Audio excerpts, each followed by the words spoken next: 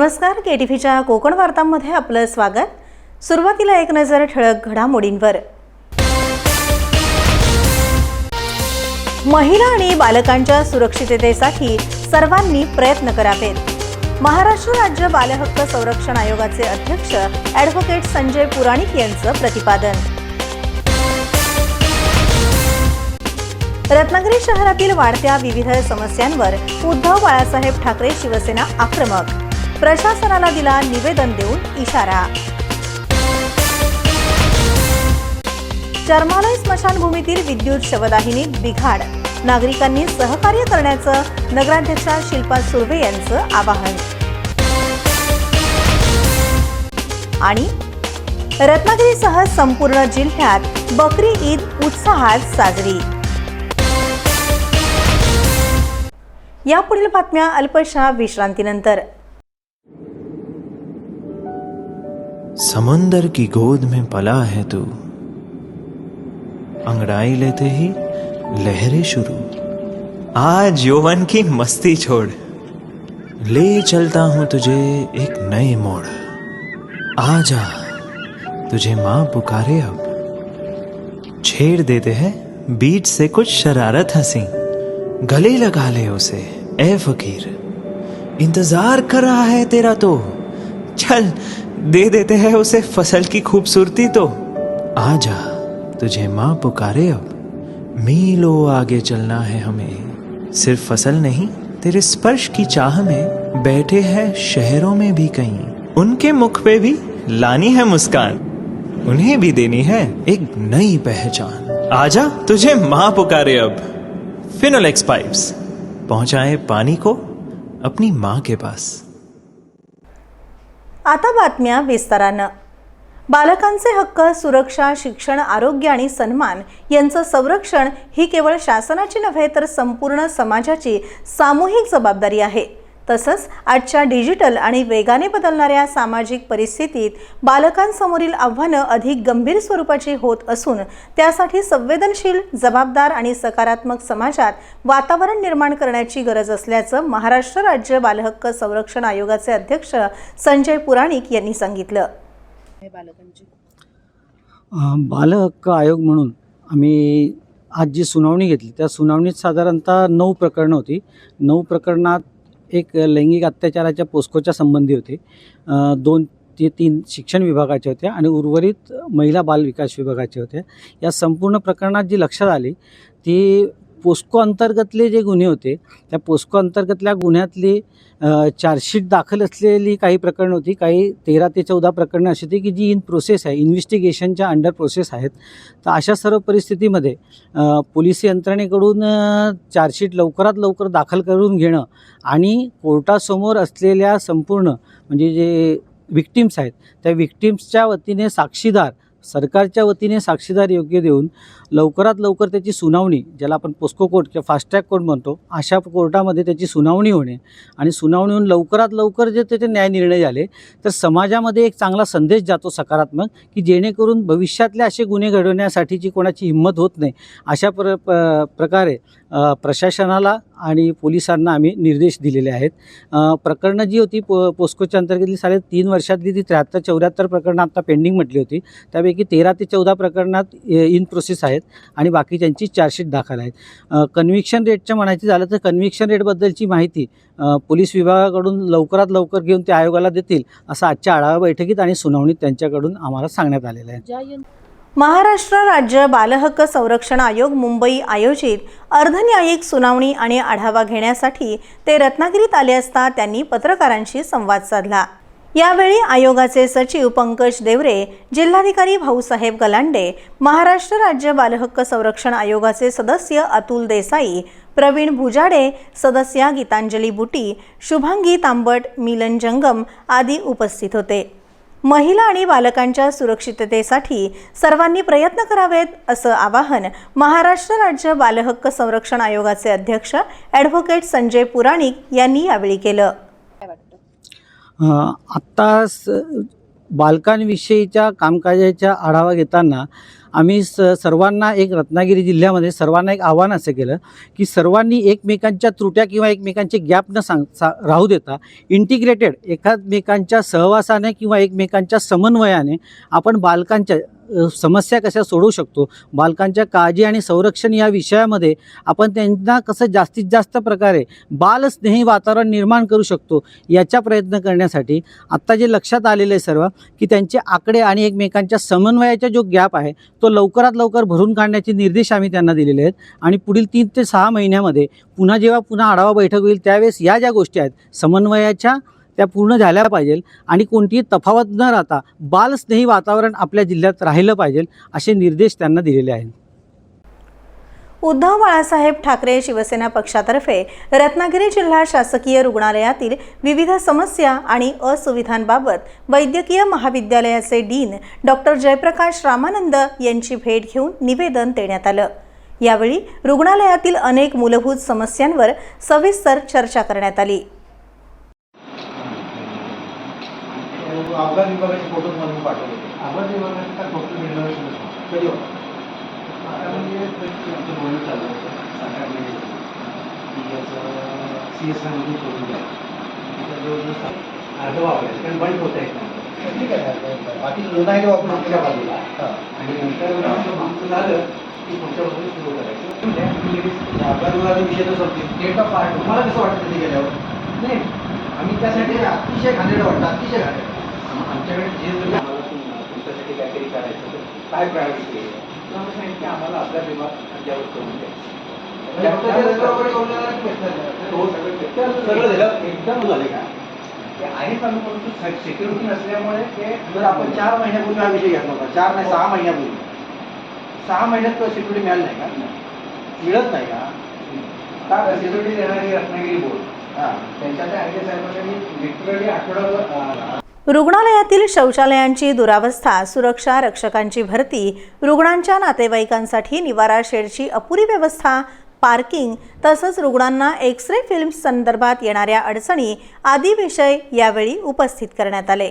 संबंधित समस्या तातडीनं सोडवून आवश्यक ती कार्यवाही करण्याची मागणी शिवसेना पदाधिकाऱ्यांनी केली. त्या जनतेला रुग्णांना ज्या भेडसावणाऱ्या समस्या होत्या तिथे दुर्गंधीचा त्रास असेल, पार्किंग व्यवस्था असेल किंवा अपुरी असणारी सिक्युरिटी व्यवस्था असेल, गरजेपेक्षा गरज मला ह्यांच्या डीनच्या बोलण्यातनं असं आलं की 120 लोकांची गरज आहे सिक्युरिटीची. तर त्या ठिकाणी 16 सिक्युरिटी गार्ड आत्ता काम करत आहेत. त्यामुळे पार्किंगची व्यवस्था जी आहे ती अतिशय खराब व्यवस्था अशी आहे. त्यानंतर आमचा दुसरा मुद्दा होता की रुग्णांच्या नातेवाईकांना जी राहण्याची सोय केलेली आहे, शासनाने सोय केली, शासनाने निधी टाकून तिथं जी व्यवस्था केलेली आहे त्या व्यवस्थेमध्ये त्यांना सिक्युरिटी गार्ड मिळत नसल्यामुळे गेली 6 महिने त्या विषयावर आम्ही भांडतो आहे की सिक्युरिटी गार्ड नाहीत हा एकच त्यांचा विषय आहे. त्या विषयावर आमची चर्चा झाली. एक्स-रे जे द्यायला पाहिजे एक्स-रे फिल्म त्यांचा कायमस्वरूपी त्यांच्याकडे तुटवडा असतो. ते मोबाईलवर फिल्म घ्या, फोटो घ्या आणि मध्ये डॉक्टरना शोधा, डॉक्टरना शोधून त्यांना पाठवा, नंतर डॉक्टरचा रिप्लाय येणार. तोपर्यंत बाहेरच्या रुग्णांना खूप त्रास होतो त्या गोष्टीचा. अशा अनेक गोष्टीवर आम्ही त्यांच्याशी चर्चा केली. सकारात्मक उत्तर त्यांनी दिलं की येत्या काही काळात आम्ही महत्त्वाचा मुद्दा एक त्यामध्ये होता की अपघात विभागाची अवस्था अतिशय गलिच्छ अशी आहे. भिंतींना कलर नाही, ओघळ सगळे आलेले आहेत, AC चालू नाही आहेत, डॉक्टरना बसतानासुद्धा तिथं प्रसन्न असं वाटत नाही. त्या विषयावर आम्ही चर्चा केली असता त्यांनी येत्या 8 दिवसात त्याचं काम आम्ही जिंदालमार्फत चालू करू असं त्यांनी आम्हाला सांगितलं आहे. गेल्या 6 महिन्यापूर्वी आम्ही जे काय रुग्ण आहेत औषध घ्यायला त्यांना वरती जायला लागायचं, फर्स्ट फ्लोअरला जायला लागायचं, तिथं खूप रांग अशी वाढायची आणि केस पेपरसाठी पण खूप अशी गर्दी व्हायची. त्याची आम्ही मागणी केली होती की बाबा केस पेपरचं एक डिपार्टमेंट आणि औषधाचं डिपार्टमेंट तुम्ही खाली तळमजल्याला घ्या. त्या मागणीचा त्यांनी पाठपुरावा आम्ही केला. त्यांना त्यांनी सकारात्मक हे देऊन रिस्पॉन्स देऊन ते आता खाली घेतलेलं आहे. त्याबद्दल आम्ही डीनचे आभार मानले. यावेळी डॉक्टर जयप्रकाश रामानंद यांनी रुग्णालयातील आवश्यक सुधारणा त्वरित करण्यात येतील तसंच संबंधित कर्मचाऱ्यांना योग्य त्या सूचना देण्यात येतील असं आश्वासन दिलं. त्यांनी मुख्यत्वे 2च मांडल्या. एक म्हणजे की CT स्कॅन जवळचं जे शौचालय आहे तिथे रविवारी दुर्गंधी होती असं त्यांचं म्हणणं आहे. खरं तर हा विषय आमच्यासमोर जवळजवळ 7-8 महिन्यापूर्वीच आला होता आणि कारणं शोधली असता असं लक्षात आलं की तिथे बरेच लोक तिथे जाणं पसंत करतात कारण ते सोयीचं पडतं. इतर टॉयलेट जे आत आहेत तिथं जाणं त्यांना दूर वाटतं, त्यामुळे तिथं प्रचंड लोड आहे त्याच्यावरती. आणि त्यामुळे मग जे आता आमचं स्वच्छता आउटसोर्स झालेली आहे, स्मार्ट सर्व्हिसेस करत आहेत, एक मीटिंग घेतली गेली आणि त्याच्यामध्ये त्यांना सांगण्यात आलं की त्याची स्वच्छता 3पेक्षा जास्त वेळा करा. आमच्या इथं स्वच्छता टोटल हॉस्पिटलची 3दा होते. आपण जर जाता जरी बघितलं तर अनेक शिष्टमंडळ आले. त्यांनी मला तर एक जापानवरून आलेलं शिष्टमंडळ म्हणाले की आम्ही सगळ्या महाराष्ट्रातल्या मेडिकल कॉलेजमध्ये जाऊन आलो, पण एवढं स्वच्छ मेडिकल कॉलेज आम्हाला कुठंही सापडलं नाही. तर ते होते, पण ह्या टॉयलेटबद्दल तो विषय होता आणि त्यामुळे त्यांना सूचना दिल्या होत्या की तुम्ही 3पेक्षा जास्त वेळा ते टॉयलेट स्वच्छ करा. पण त्यांचं म्हणणं असं आहे की सर ते आम्ही करतो आहोत, पण तिथे खूपच लोड आहे, त्यामुळे थोडेसे इश्यूज होतात. तर त्यांना मी सांगितले आता तुम्ही 3च्या ऐवजी 6 वेळा स्वच्छता करा आणि तो प्रॉब्लेम सॉल्व्ह होईल. अजून एक प्रॉब्लेम तिथं असा आहे की तिथं जाताना चिखल होतो आहे. तर हा विषय 2 महिन्यापूर्वी मीटिंग घेऊन मी PWDला आता सांगितले की तिथं त्याला पेमेंट ब्लॉक्स टाका, जेणेकरून ते चिखलाचे पाय घेऊन लोक आत जाणार नाहीत आणि ते काम मंजूर पण मी केलेलं आहे. त्यामुळे तो विषय संपून जाईल. दुसरा विषय आहे एक्सरे फिल्म्सचा. एक्सरे फिल्म्स आम्ही काय करतो OPD बेसिसवर देत नाही. आम्ही शक्यतो इंडोर पेशंट्सना ते OPD बेसिस देतो. आता जर अशी मागणी असेल की सगळ्याच पेशंट सगळ्यांना देता येईल, काही अडचण नाही, ते मी वैद्यकीय अधीक्षक आमचे लक्ष देतील त्याच्यावर. रिक्त पदांचा मुद्दा हा सगळ्याच मेडिकल कॉलेजेसना भेडसावतो आहे. कारण काय झालं, अलीकडच्या काळात 10पेक्षा जास्त मेडिकल कॉलेज झाल्यामुळे पर्याप्त मात्रेत तो उपलब्ध होत नाही, विशेषतः डॉक्टर्स. पण तरीसुद्धा रत्नागिरीची परिस्थिती चांगली आहे आणि विशेषतः जे क्लास 3, क्लास 4 आहेत हे आपल्याकडे भरपूर आहेत. आपण बाहेर जाताना जरी बघितलं तर हे जे डीन्स ऑफिस आहे, पूर्वी इथं 1-2 लोक असायची, आता जवळजवळ सगळीकडेच मुलं आलेली आहेत. ते सगळे भूमिपुत्र आहेत, रत्नागिरीतले आहेत. आले त्यावेळेला त्यांना विशेष माहिती नव्हती मेडिकल कॉलेजेस कसं काम करतात आणि आपण काय करणं गरजेचं आहे. पण ते आता शिकून तरबेज झालेले आहेत. म्हणजे उदाहरणार्थ मी किरण पाटील हे नाव घेतलं बांधकामाविषयी, तर अत्यंत हुशारीने सगळ्या गोष्टी शिकून घेतलेल्या आहेत. त्यामुळे माझं आणि म्हणजे प्रशासनाचं, माझं आणि सांगवीकर सरांचं काम आता कमी झालेलं आहे. फक्त मुद्दा राहतो तो सुरक्षा रक्षकांचा. सुरक्षा रक्षक हे हॉस्पिटलसाठी महत्त्वाचे आहे आणि सुरक्षा रक्षकांवर माझ्या इतर अनेक सुधारणा अवलंबून आहेत. तर त्या बाबतीत आम्ही आयरे साहेबांची टचमध्ये असतोच आणि मी सांगितलं की आम्हाला लवकरात लवकर सुरक्षा रक्षक द्यावेत, तर ते देतो असं तर म्हणतात. लवकर बघूया आता काय होतं ते.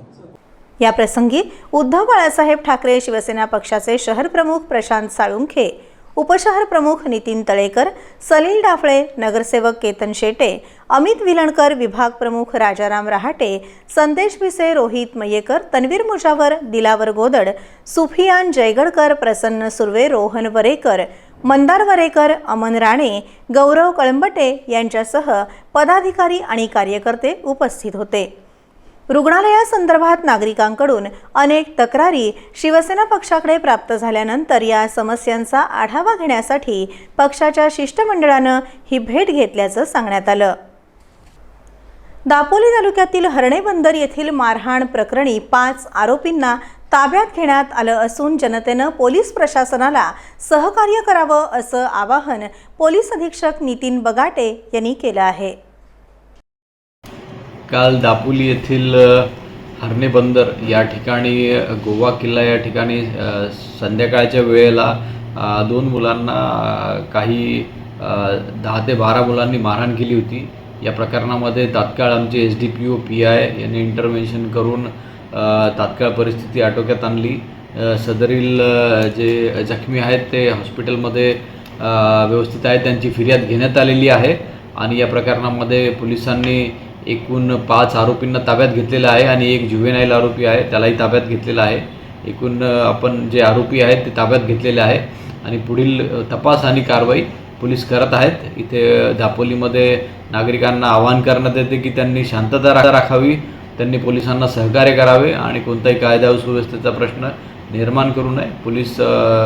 महाराष्ट्र पोलीस सक्षम आहेत आणि ते आपली कारवाई करत आहेत. रत्नागिरी शहरातील चर्मालय स्मशानभूमीमध्ये अंत्यविधी संस्कार सुरू असताना विद्युत शवदाहिनीत बिघाड झाल्याच्या प्रकरणामुळे मोठा गोंधळ उडाला. या घटनेच्या पार्श्वभूमीवर उद्धव बाळासाहेब ठाकरे शिवसेना पक्षाच्या वतीनं रत्नागिरी नगरपालिकेच्या कारभारावर तीव्र आक्षेप नोंदवत नगराध्यक्षा शिल्पा सुर्वे यांना निवेदन देण्यात आले.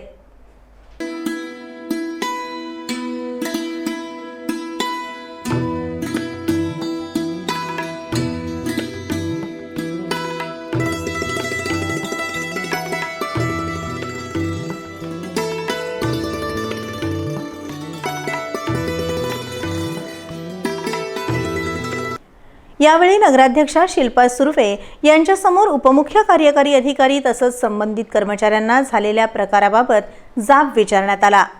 स्मशानभूमीसारख्या अत्यंत संवेदनशील ठिकाणी अशा प्रकारचा निष्काळजीपणा होत असल्यानं नागरिकांमध्ये तीव्र नाराजी व्यक्त होत आहे.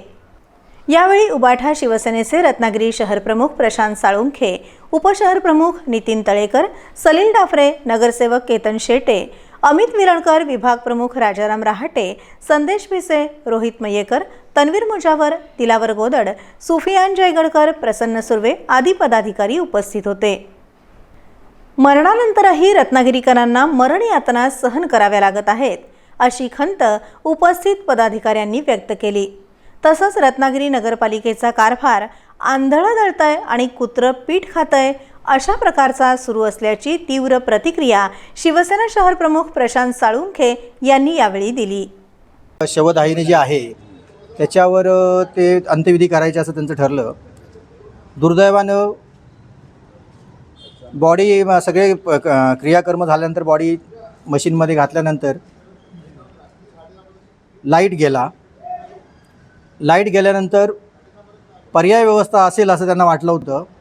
नगरपालिकेचा जनरेटर तिथं आहे, पण दुर्दैव असं आहे की गेले 6 महिने म्हणजे आता आम्ही नुसतीच भेट घेतली, डेप्युटी सीओची भेट घेतली, संबंधित अधिकारी डिपार्टमेंट अधिकाऱ्याची भेट घेतली, तर त्या नगराध्यक्ष मॅडम होत्या.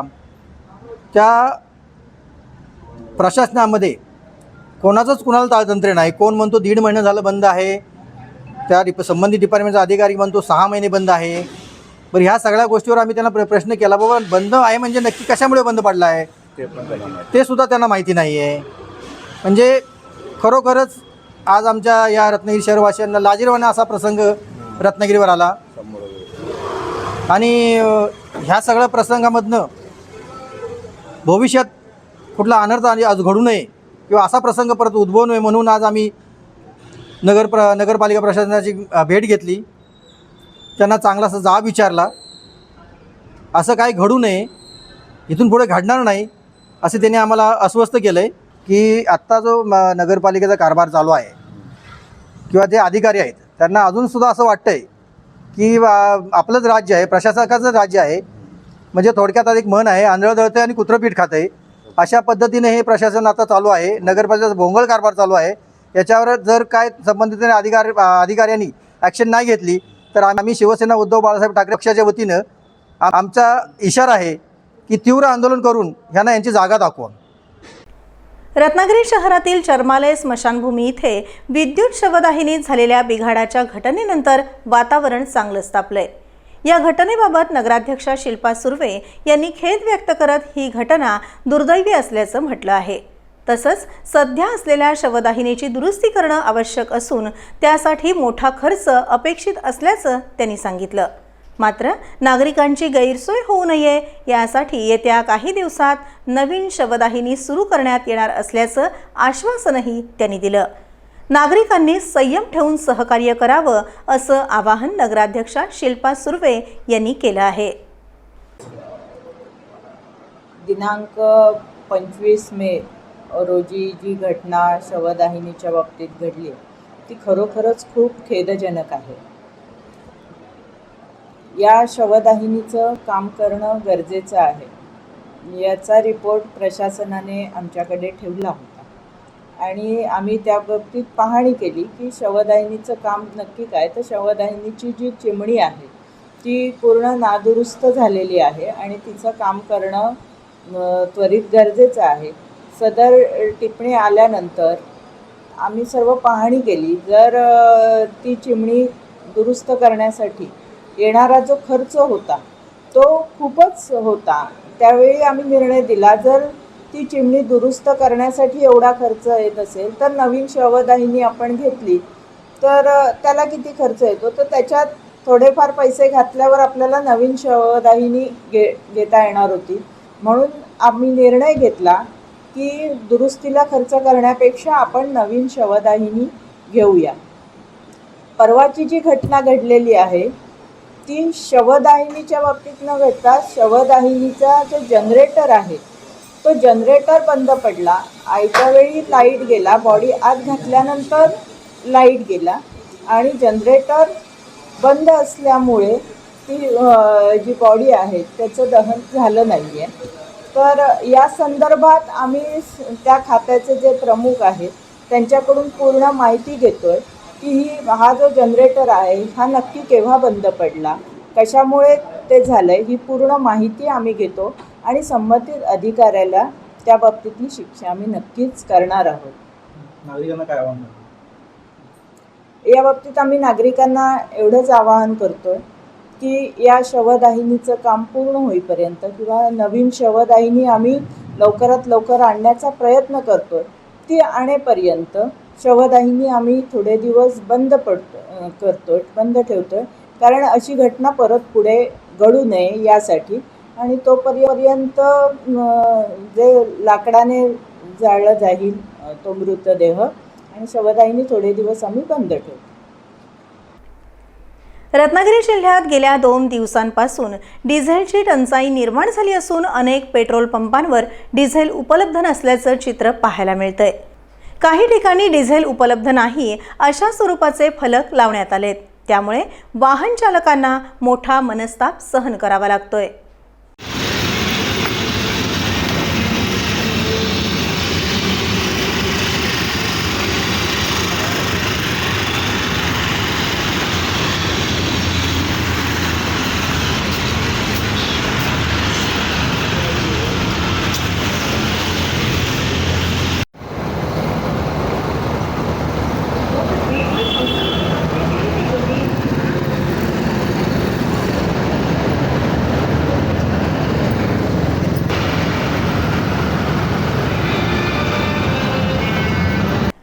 मुंबई गोवा महामार्गावरील अनेक पेट्रोल पंपांवर डिझेल वितरणावर मर्यादा आणण्यात आल्याची माहिती समोर आली आहे.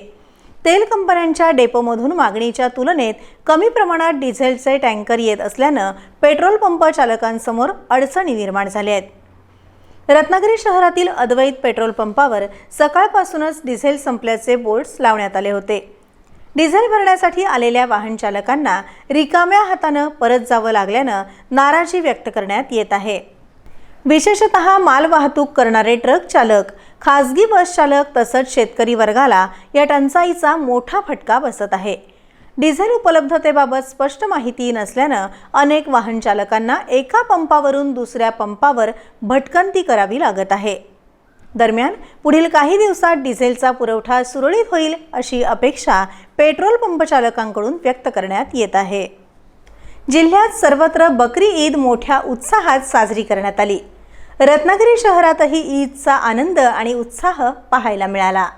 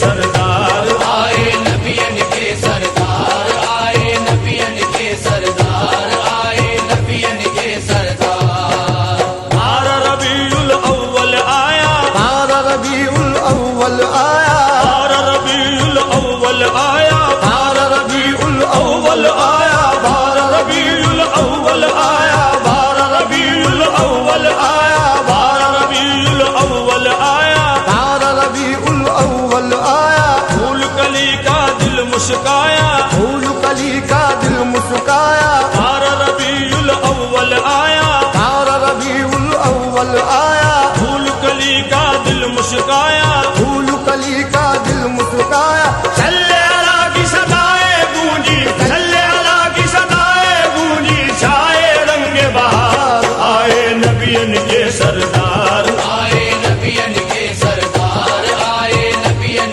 के सरदार आए नबियन के सरदार बाजे मन बीना के तार आए नबियन के सरदार आए नबियन के सरदार आए नबियन के सरदार कौन है जो विपता को टाले तुमसे मांगे मांगने वाले कौन है जो विपता को टाले तुमसे मांगे मांगने वाले कौन है जो विपता को टाले तुमसे मांगे मांगने वाले जन्म नबी का हमने लिए है जन्म नबी का हमने लिए है सबसे बड़ा त्योहार आए नबियन के सरदार आए नबियन के सरदार आए नबियन के सरदार आए नबियन के सरदार उद्यमनगर जामा मशीद बाजारपेठ कोकण ईदगाह तसंच राजनगर येथील प्रमुख मशिदींमध्ये बकरी ईदची नमाज अदा करण्यात आली। या प्रसंगी मुस्लिम बांधव मोठ्या संख्येने उपस्थित होते।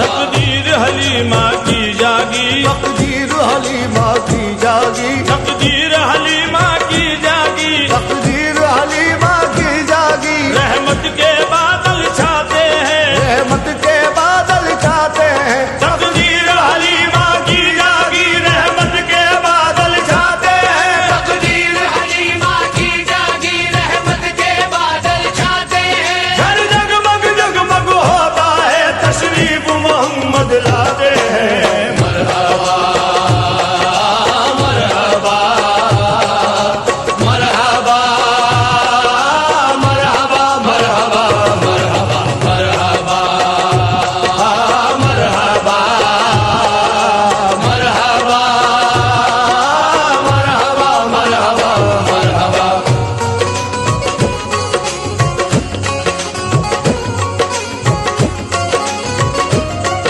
नमाज अदा केल्यानंतर सर्वांनी एकमेकांना ईदच्या शुभेच्छा देत बंधुभाव आणि एकतेचा संदेश दिला। शहरात सर्वत्र आनंदाचं आणि उत्साहाचं वातावरण पाहायला मिळालं। या रसूल अल्लाह या हबीब अल्लाह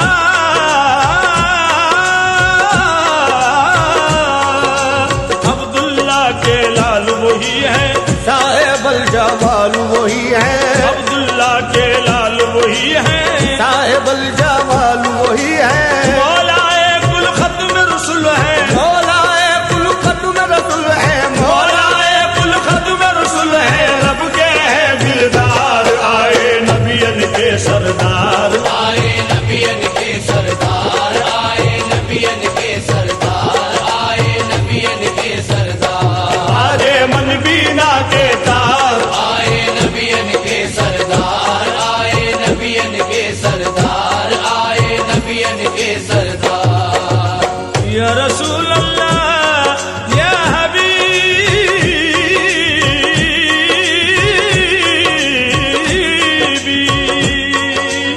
हम क्या जाने दीन धर्म को हम क्या जाने कार्यक्रम को हम क्या जाने दीन धर्म को हम क्या जाने कार्यक्रम को हम क्या जाने दीन धर्म को हम क्या जाने दीन धर्म को हम क्या जाने दीन धर्म को हम क्या जाने दीन धर्म हम क्या जाने दीन धर्म को हम क्या जाने कार्यक्रम को नबी के दर्शन हमारी पूजा नबी के दर्शन हमारी पूजा नबी के दर्शन